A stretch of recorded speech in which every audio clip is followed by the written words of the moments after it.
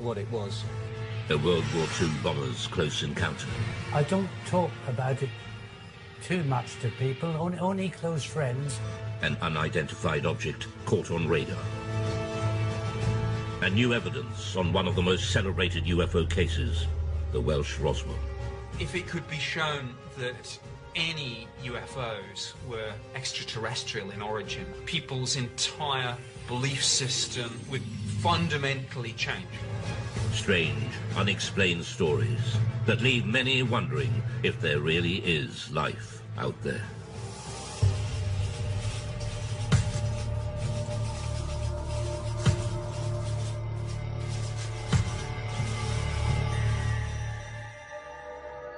What are three popular word searches on the internet? Perhaps the first two are no surprise. UFOs have an incredible hold on the popular imagination, but few myths have involved government investigations, surveillance, and cover-ups. UFOs have. One person who knows just how seriously UFO sightings have been taken by the British authorities is ex-MOD operative Nick Pope.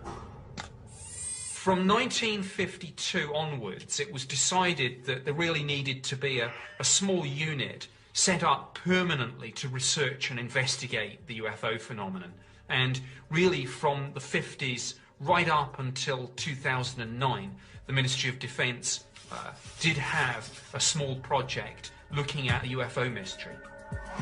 Pope and the UFO desk in the 90s, helping add to the thousands of files the ministry had gathered for decades. Subject making his way. Now that they're being released from the vaults, key UFO eyewitnesses give their side of the stories. And UFO experts, skeptics and believers interrogate just what the MOD was keeping secret.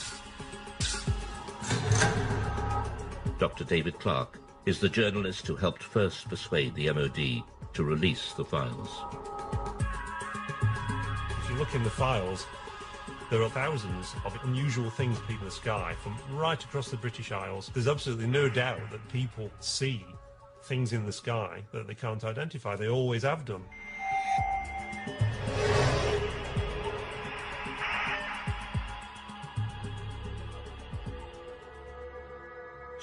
January 1995.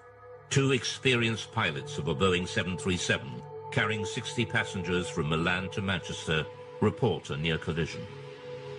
It's an incredible sighting of an unidentified flying object which sends the authorities into a spin.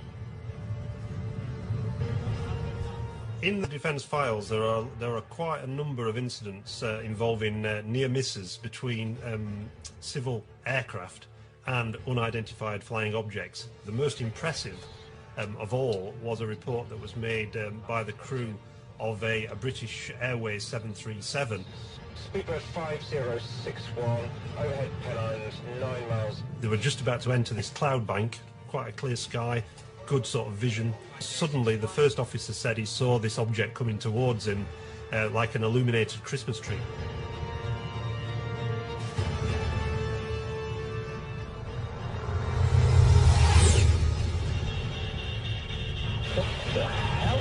It was so low in its approach and so close that he automatically ducked, thinking there was going to be a collision.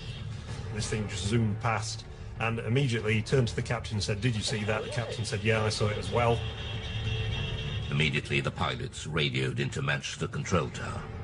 There's a lot of concern amongst air crews about what damage could be done to their reputation if they became known as, you know, the crew that see flying saucers. So it was interesting in this case that despite that, these two air crew decided that when they landed they were going to file an official air miss report. So that would then trigger a full detailed investigation by the Civil Aviation Authority, which is exactly what happened.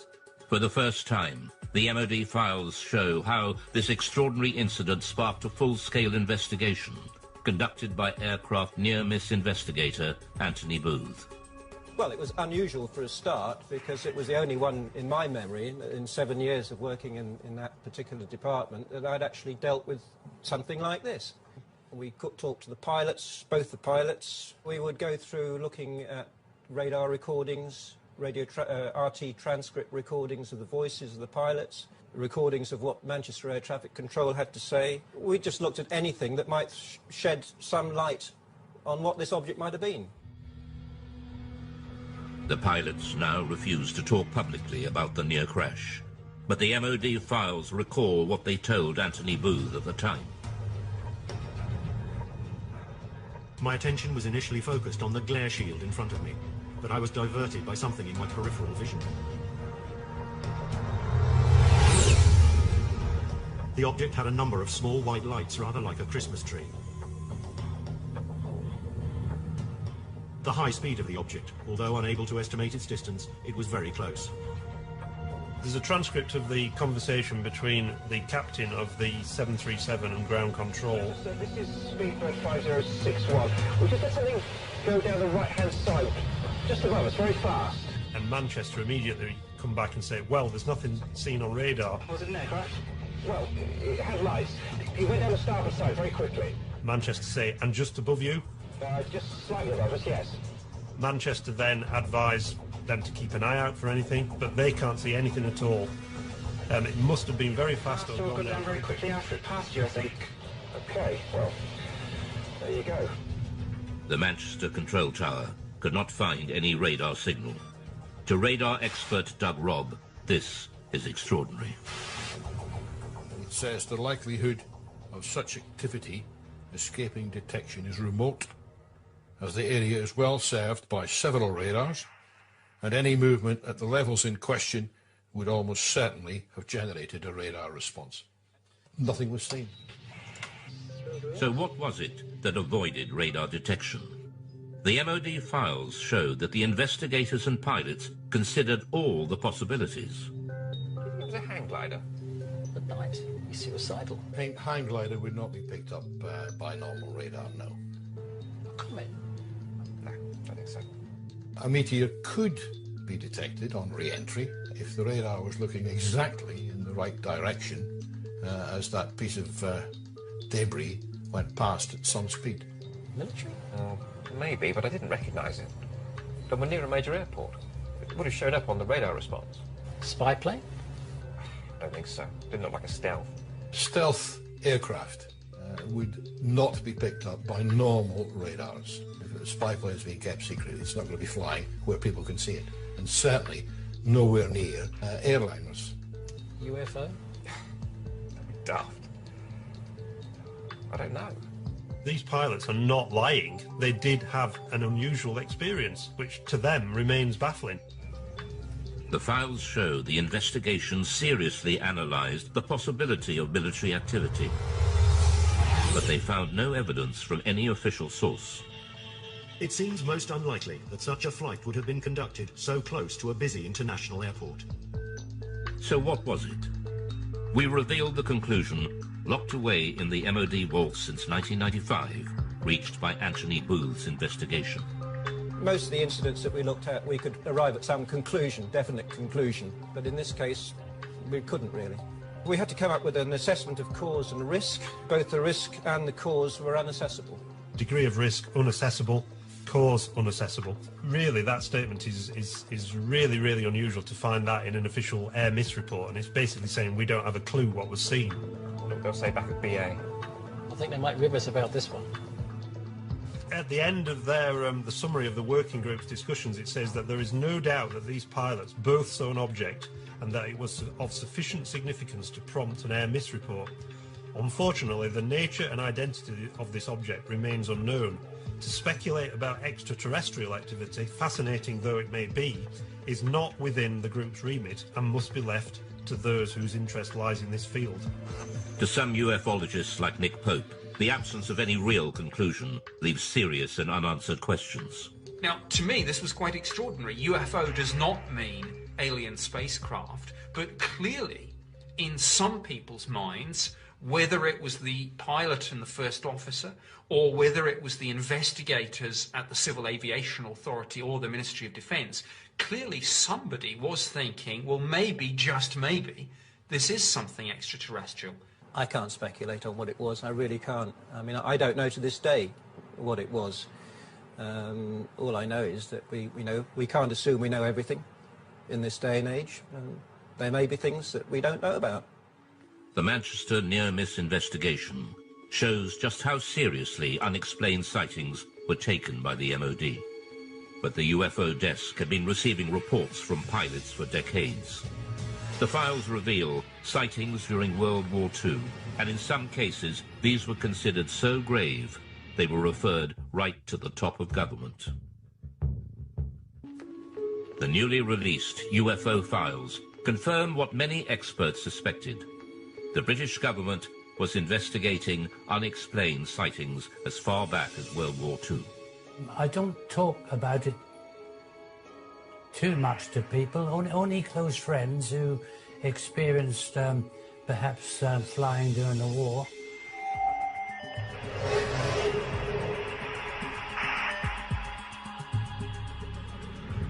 Spring 1944. Britain was engaged in heavy bombing raids over Germany. Rumours of strange, unidentified missiles were getting through to top command. Considered a threat to public morale, the MOD files reveal that the order to keep them secret came right from the top. Sightings such as the one seen by gunner Bernard Dye. Now I have here a personal wartime diary. I'll read you an entry which I wrote on the 26th of April. Operation Essen. 300 aircraft raided Essen. Dye then recorded the most extraordinary sight. By unidentified objects, which I describe as just red balls of fire. This is the first time Bernard Dye has spoken on television about what happened that night. We left the target area and we were heading back towards Mildenhall, our base. We were heading across France. Everything appeared to be peaceful. Suddenly I saw 3 balls of fire coming up from below and reported this to our pilot, Arthur Horton, on the intercom. A few seconds afterwards, the rear gunner, Brian Harper, he observed 2 more red balls of fire. Immediately, Arthur was a bit perturbed, and were they fighters? No, not fighters, Arthur, just balls of fire coming towards us.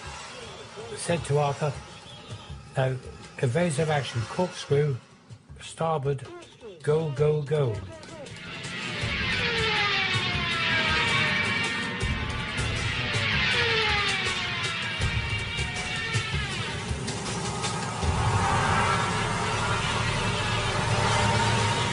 We travelled over 300 miles per hour. The aircraft was shaking like a leaf, and still they were following. The pilot was getting worried about burning the engines up. Engineer, Dave, what about the engines? Never mind the engines, skipper. Keep going, or something to that effect. The words were rather rude. It certainly gave me and the crew the willies to see them. After a short distance, these 5 red objects, they just got slower, and the red lights disappeared into the blackness below, and we got safely home. Well, when we got back to Mildenhall, our base, each crew is interrogated by intelligence officers, and they just laughed at us. And this upset the pilot, and, he said, you wouldn't bloody well have been laughing if you'd have been sitting with us in the aircraft. What did gunner Bernard Dye think they were? Didn't know what to think, but I thought they were just a new weapon that the Germans had invented. Bernard Dye was not alone. Other World War II aircrew had also reported unexplained sightings, and we now know that at least one of these reports was suppressed, and the order to do so came right from the top. Wartime Prime Minister Winston Churchill was so terrified the report would leak out, he ordered a 50-year blackout. Mr. Churchill declared that the UFO incident should be immediately classified for at least 50 years, and its status reviewed by a future Prime Minister. Churchill's order referred specifically to a late World War II sighting made by a British aircrew returning from a reconnaissance mission over Germany. The files record, My grandfather was present during a debate about an unexpected incident experienced by an RAF bomber crew. The MOD files show that the story originates from the grandson of Churchill's bodyguard, who had been present at an urgent meeting between the Prime Minister and the US commander of the Allied forces, General Eisenhower, who discussed the incident together. He was writing in to see if the ministry could confirm this story, that this guy who was the bodyguard was present at a discussion between Winston Churchill and Eisenhower about a mysterious incident when the crew of a Royal Air Force reconnaissance aircraft that had seen this metallic object that had appeared by the side of their aircraft, and it followed the aircraft, and it behaved in a way that was completely unexplainable in terms of it being, you know, a German aircraft or any other sort of Nazi flying machine that they were aware of. A leading aircraft expert was also at the meeting.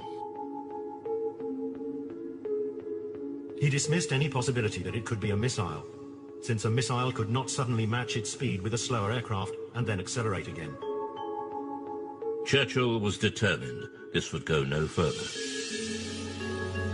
Another person at the meeting raised the possibility of an unidentified flying object, at which point Mr. Churchill declared that the incident should be immediately classified. But the file goes further. One extraordinary line explains just how fearful Churchill was of public reaction to this UFO sighting, if it ever got out. This event should be immediately classified, since it would create mass panic amongst the general population and destroy one's belief in the church. But the files also reveal that this wasn't the first time Churchill had got embroiled in UFO sightings. In October 1912, there was sightings of mysterious lights in the sky over the dockyards at Sheerness in Essex. Winston Churchill was the First Lord of the Admiralty, and he had to look into this, and Churchill had to admit in Parliament that he couldn't explain what had been seen. The files show that even after the war, Churchill took a personal interest in unexplained sightings. In the aftermath of the sightings in Washington, D.C. in 1952, that made all the news headlines, Winston Churchill again became interested and sent a memo to the Secretary of State for Air. What does all this stuff about flying saucers amount to? What can it mean? What is the truth? Let me have a report at your convenience. Until now, Gunner Bernard Dye never knew there were other World War II sightings that Churchill wanted kept secret at such a critical time in the war. We showed him the newly released MOD file on Churchill. Well, after reading this report, it sounds, you know, really identical to what we witnessed and saw that night. I haven't heard of this before, but it doesn't surprise me that he was told about it, because things happened during the war years, and there were other objects obviously appeared. It's interesting that during the 1940s there were a very large number of sightings reported by aircrew, and there are various Royal Air Force files at the National Archives that detail some of these reports. Rocket phenomena they were described as, but they were never able to explain them. And at the end of the war, when they debriefed some of the Luftwaffe pilots, they said that they'd seen very similar things themselves, and they thought they were Allied secret weapons. So is there an explanation as to what the aircrew saw? Dave Clark has his own theory. They just thought that it was a combination of misperception on part of the aircrew. They were expecting enemy action because they were so charged up on adrenaline. UFO or not, the files show that the World War II leaders were desperate to keep such sightings away from the public. The next file reveals how, even decades later, the government was still panicking about UFOs.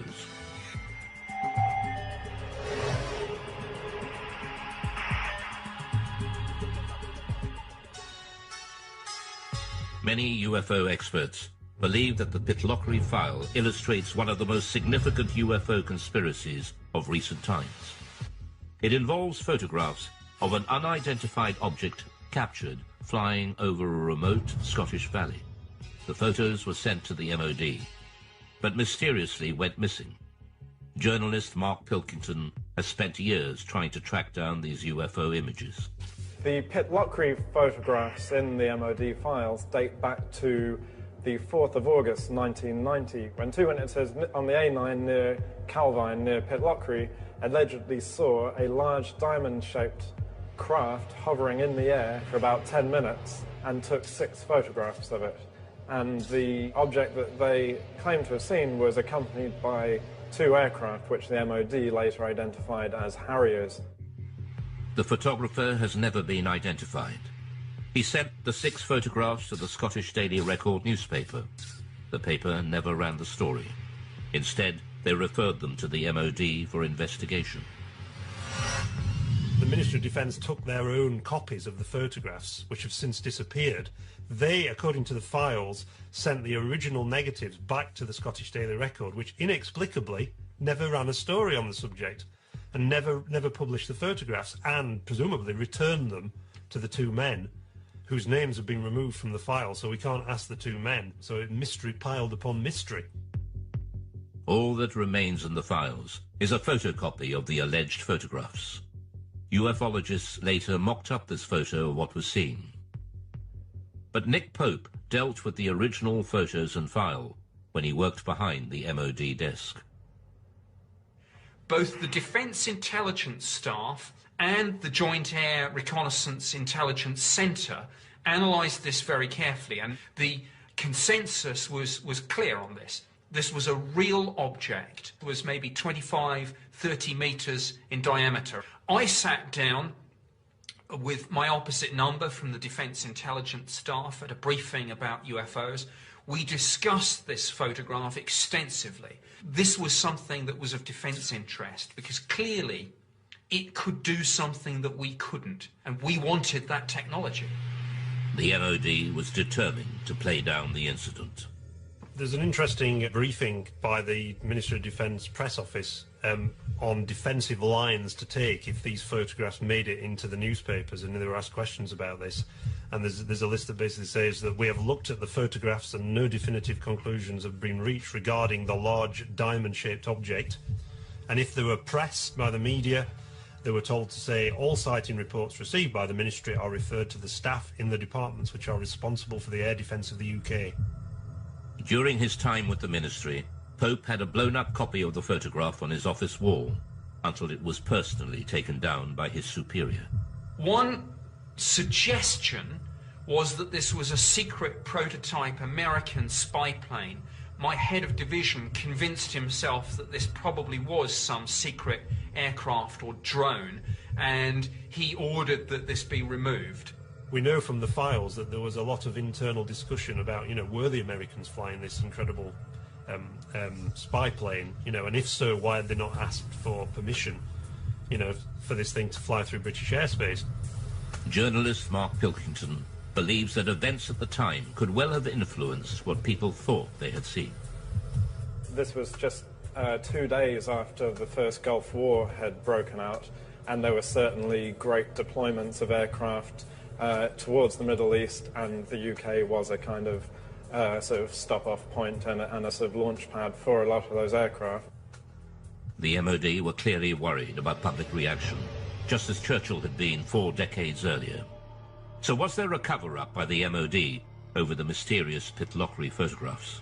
There's a possibility that the Ministry of Defence destroyed these images, possibly because they thought that they were some American spy plane that they'd rather we didn't know about, or maybe if this thing genuinely remained unexplained, because we simply didn't want the embarrassment of saying that there might be things in our airspace with speeds and manoeuvres that exceed everything that we've got, and yet which remain unexplained. However, all we're basing this on, we should make clear, is a very grainy, fuzzy black and white image that, for all I know, could have been drawn by a child with crayons.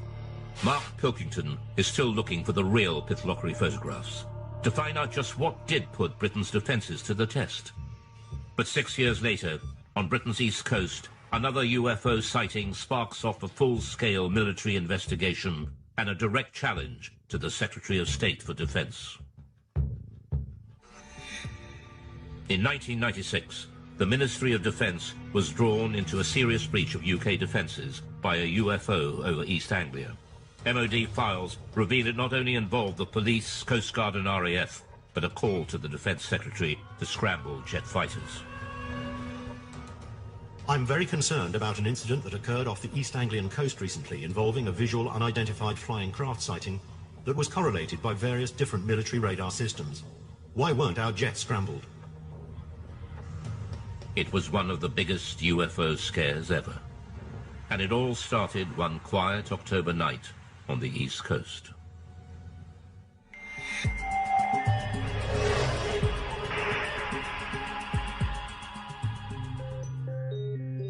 It was the police officers, actually, who phoned in the first reports. There's an extract from that. In the early hours of the morning, the police are saying we can see a red and green rotating light in the sky directly southeast from Skegness. It looks to be high in the sky directly over the Wash. Very nice. The patrol officers reported the sighting to the station sergeant. I immediately phoned it through to the Skegness control room, who relayed it onto Great Yarmouth Coast Guard Maritime Rescue, suspecting it might be an incident over the sea. We had a report at about 3:15 local time from Skegness Police, and they could actually see this light in a southeasterly direction. We were uncertain of what it was at the time, and we immediately made a report to the local air defence radars to see if they could see anything. The call went through to RAF Neatishead, the most important air defence centre in southern England. Clancy radar has a contact bearing at 221 degrees at... They noticed that on one of the radars, a blip that they couldn't identify that wasn't an aircraft. Could the mysterious radar blip and the strange lights seen by the police be the same thing? Panic calls from the public started to come in. No, I don't think they're invading. A call was put out to shipping to keep a lookout for unidentified lights. Then a tanker came back. MV Conocast to Yarmouth, we're seeing a group of lights above the Wash. The vessel at sea was the Connor Coast, and she was in much this sort of area. At 3:50 a.m., Patrol Officer P.C. Leyland rushed onto the police station roof to video the strange lights and managed to capture 5 minutes of footage now showing a single stationary white light. News of the sighting spread quickly through the UFO grapevine. The transcript of the conversation between the Coast Guard and the police and the trawler crew was leaked to the local news, and it suddenly became this huge UFO incident that got to the attention of the local MP. The sighting gathered such momentum, even local Labour MP Martin Redmond got embroiled and started asking difficult questions. Martin Redmond said, look, you've got police officers seeing UFOs, you've got Royal Air Force officers tracking them on radar, and yet you don't even get the aircraft in the air to take a look at this thing.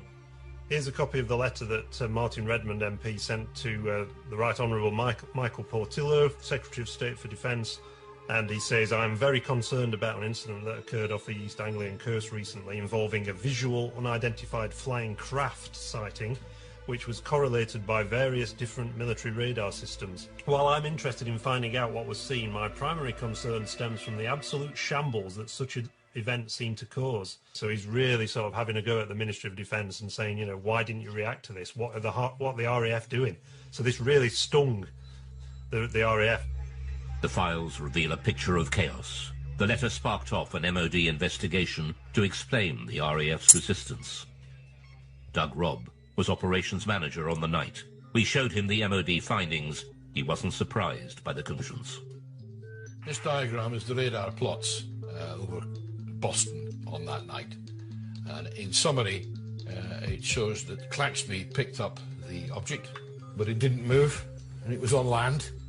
And after investigation, it was decided that it was the Church Tower, the Boston Stump, as it's known. The files were certain this was the culprit. The church is known in aviation circles as the Boston Stump. and appears occasionally on some radars in certain radar propagation conditions. They said that this was a completely separate phenomenon to the bright stationary lights that had been seen by the police from Boston and Skegness and by the tanker crew. The report concluded there was no justification to order the scramble of RAF fighters, much to the chagrin of the local MP, Martin Redmond. You'd scramble for a high-speed incoming aircraft 200 miles away, but you're not going to scramble aircraft for a fixed object on land. I mean, what's the threat? If what the radar picked up was indeed a church, what then were the mysterious lights seen by the police and the tanker crew? The MOD scrutinized the police video footage. It suggests a distant celestial source. The MOD sent the footage onto the Royal Greenwich Observatory for analysis. Their report has been kept buried since 1996 in the MOD files. UFO and astronomy expert Ian Ridpath was shown their conclusions and the police video. If you look at the police video, you can see it's just a bright dot of light just sitting there, not appearing to do anything. So, to me, this shows that even the most impeccable witnesses can actually make what is really a basic mistake, which is just misidentifying bright celestial objects. Well, the most common culprit is the planet Venus. In fact, it's called the queen of the UFOs, and this is because it's the brightest object in the night sky after the sun and the moon, which could have been what the police were seeing. He also believes there's an explanation for the colours of the lights. When the camera zooms in, very often the camera will completely lose focus, and you can actually see some odd shape to the light, which is actually the diaphragm of the camera. But this doesn't explain what the tanker crew observed. The MOD investigation found that they saw a light coming from a different direction to Venus, and they were baffled. These lights remain unexplained. But expert Ian Ridpath believes there is an answer. The object that the tanker saw to the north, I think, was another bright star called Vega, which is also just appearing to twinkle and flash multicoloured lights. UFO expert and skeptic Dave Clark believes there is a reason why this escalated into such a major incident.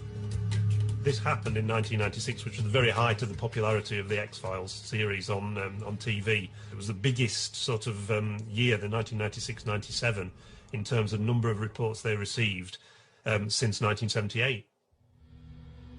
So is this case closed for East Anglia? Or will more mystery emerge, just as it has, with one of Britain's most celebrated cases that refuses to go away, the Welsh Roswell?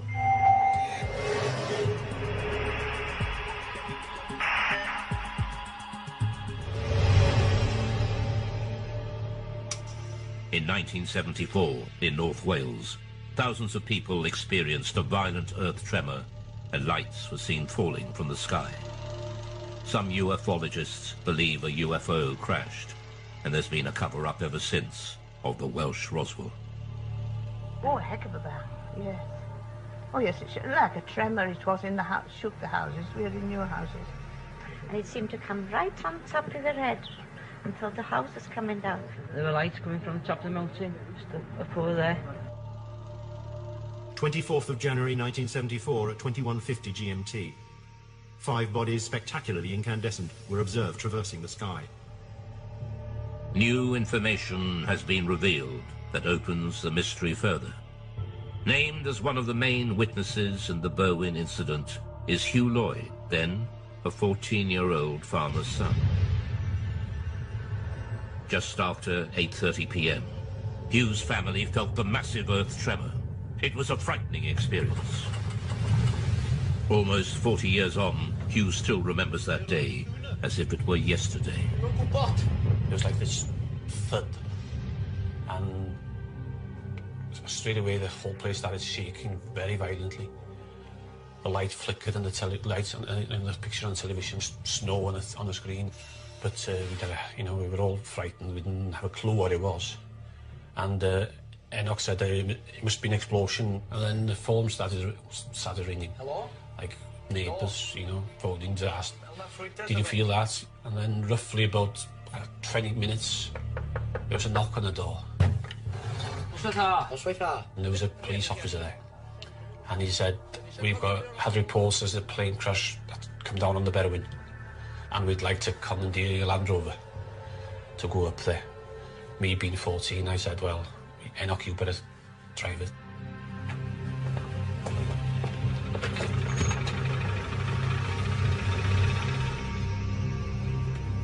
We carried on up the mountain about half a mile, maybe 3/4.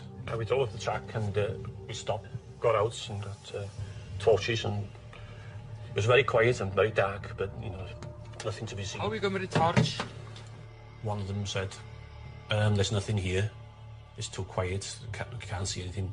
We might as well go down. So we turned back to the vehicles, and as we were approaching the vehicles, we saw this very bright white light. It's up the valley. Just behind those trees there, up to the left, in the valley between those two mountains. A very bright white light, you know, coming up from the ground, you know, pointing upwards. But it was, you know, very, very bright. I knew it was coming from the ground, but we couldn't actually see the source of the light because it was, you know, in the valley itself, being hidden. The light didn't look like a plane crash. It was too white for a fire. It didn't last for very long, 20 seconds at the most. They searched the mountainside, but there was no sign of a crash.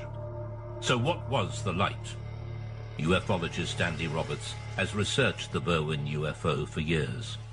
Although a skeptic, he admits there is a central mystery to the incident involving another key witness. A village nearby called Llanderfel, there was a district nurse called Pat Evans. She felt the explosion there, and because she was a nurse and had all the medical equipment, thought if a plane's crashed, I could get up there and give much-needed help until the emergency services arrived. Pat Evans was with her 2 teenage daughters, 4 miles from Hugh Lloyd when the earth tremor hit. So she picked up her 2 young daughters, got them in the car, drove the 10-15 minute drive up onto the B4391 road, expecting to see an aircraft crashed and in flames. This is the road that she was driving on, and it's a road that she knew very well, so she had no problems driving up here at night. And obviously she was out there looking for what she thought was going to be a plane disaster. And just as she came out from the other side of this copse of trees, she was absolutely astonished to see far across the hills to the left a huge ball of red, white, orange, pulsating light. Whatever the object was, it was too far from the road to be reached on foot. Pat and her daughters watched, astounded at the ball of light, slowly pulsating and changing colour. She described it as being half the size of the moon, and around this object were moving torchlights and vehicle lights. She realised that it clearly wasn't a crashed aircraft and that someone or some people were there attending to whatever it was, and realising that, she drove back home and went to bed, and to this day is completely mystified by what it was. So what did Pat Evans and Hugh Lloyd see that night? We reveal that even the arrival of the mysterious men in black couldn't provide all the answers. The unidentified sightings by Pat Evans and Hugh Lloyd in Berwyn, Wales in 1974 have gone down in UFO folklore. The recently released MOD files have added even more mystery. Researchers from the British Geological Survey were quickly dispatched to Berwyn to investigate an earth tremor that had registered 3.5 on the Richter scale.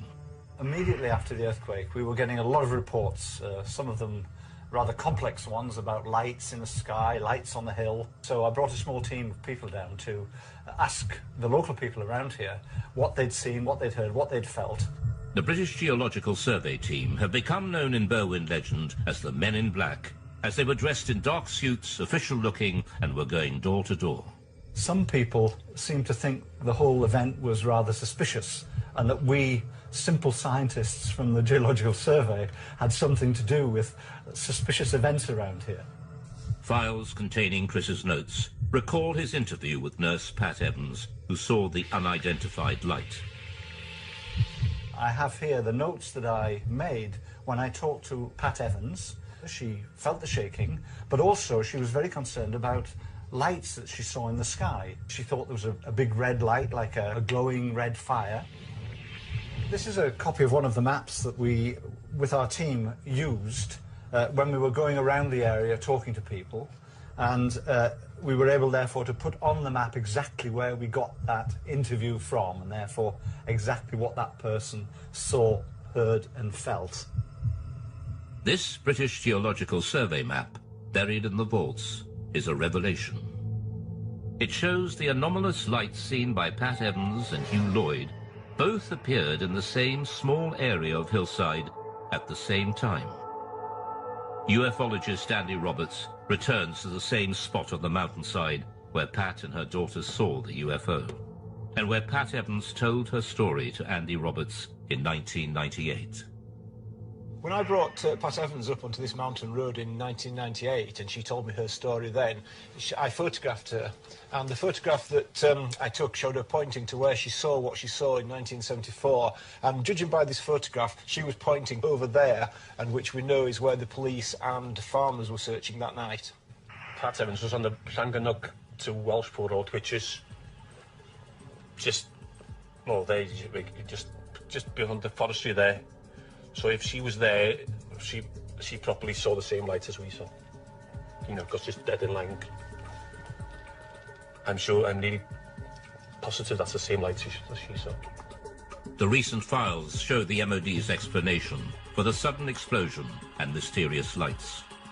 Subsequent search of the hillsides in question revealed no sign of impact, however. The Meteorological Office considered that these sightings could have been occasioned by a bolide, that is to say a meteor which enters the Earth's atmosphere and burns up before reaching the ground. A private investigation done on behalf of the British Astronomical Society concluded, however, that the meteor may in fact have disintegrated over Manchester, and that its appearance was preceded at 8:30 p.m. by an earth tremor in the Berwyn Mountains with which it has no connection. So they were saying again, these are two things that happened coincidentally on the same night. You've got a meteor burning up in the atmosphere, and also you've got an earth tremor. So is this incredible coincidence, two separate natural phenomena, a meteor shower and an earthquake happening simultaneously, in itself a complete answer to the mystery? Many UFO believers think not. They believe the files failed to answer the big question, what was the source of light Pat Evans and Hugh Lloyd saw on the ground? So what Pat saw is an absolute mystery. I don't think it's a UFO for a minute, although it is an unidentified something. It appeared to be on the ground. If anything, it's an unidentified grounded object. But it's a mystery. So in and amongst all the hype about aliens and extraterrestrial crashing, in amongst the truth and the fact about an earthquake and bowline meteors, what we have is a mysterious sighting of a stationary, large, glowing object on the ground for at least 10 minutes. So is this case closed for Berwyn? There are still many unanswered questions. The Berwyn Mountain incident is, I think in many people's minds, it's not case closed. Some people believe that the release of these files is itself disinformation, and that the Ministry of Defence is still covering up some great secret truth about UFOs. The MOD has agreed to release all the UFO files over time. But will all the secrets be revealed? It seems that the public is not ready to give up believing just yet. For some people, UFOs are with us for a long time to come. Well, until the real ones show up. Some people suggest that this drip feeding of information to the public about UFOs is getting people ready for the day when it is announced that actually these things are real. Things are real. Things are real. Things are real.